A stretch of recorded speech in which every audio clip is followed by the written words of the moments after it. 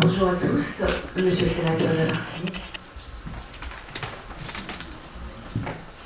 Merci beaucoup, bonsoir à tous.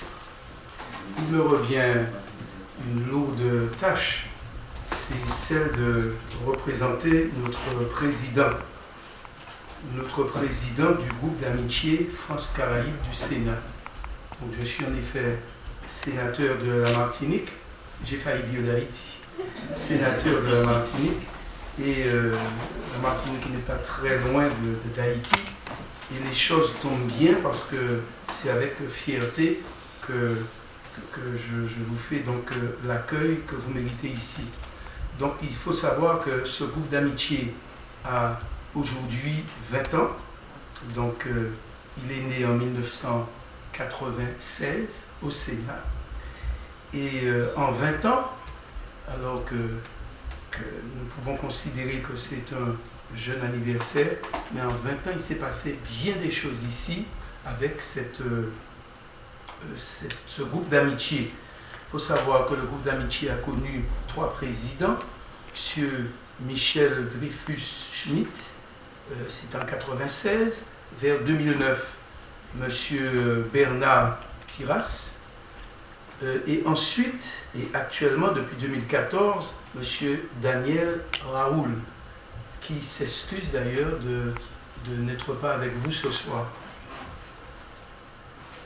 Je voudrais vous dire très simplement que le Sénat est très fier, une fois de plus, de permettre que l'on parle d'Haïti. Le Sénat vous souhaite donc à tous la bienvenue et vous savez qu'il y a plusieurs groupes d'amitié au Sénat et ce n'est pas par hasard qu'on a libre choix de choisir le groupe que l'on veut, mais ce n'est pas par hasard que dans les groupes choisis, enfin par moi-même, je suis également membre de ce groupe d'amitié. En 2009, ce groupe d'amitié a participé à une conférence sur Toussaint Louverture. C'était avec l'ambassade d'Haïti et c'était, je crois, dans cette même salle. Nous sommes donc contents aujourd'hui de recommencer l'expérience avec une conférence de M.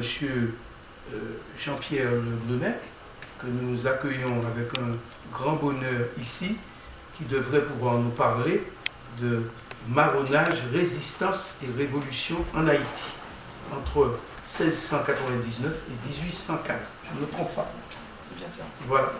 Et ceci à l'occasion du 213e anniversaire de la mort de Toussaint Louverture. Alors, je voudrais que vous sachiez le regard qu'a le Sénat sur Haïti. C'est un regard qui a évolué. Vous comprenez bien. On n'est plus dans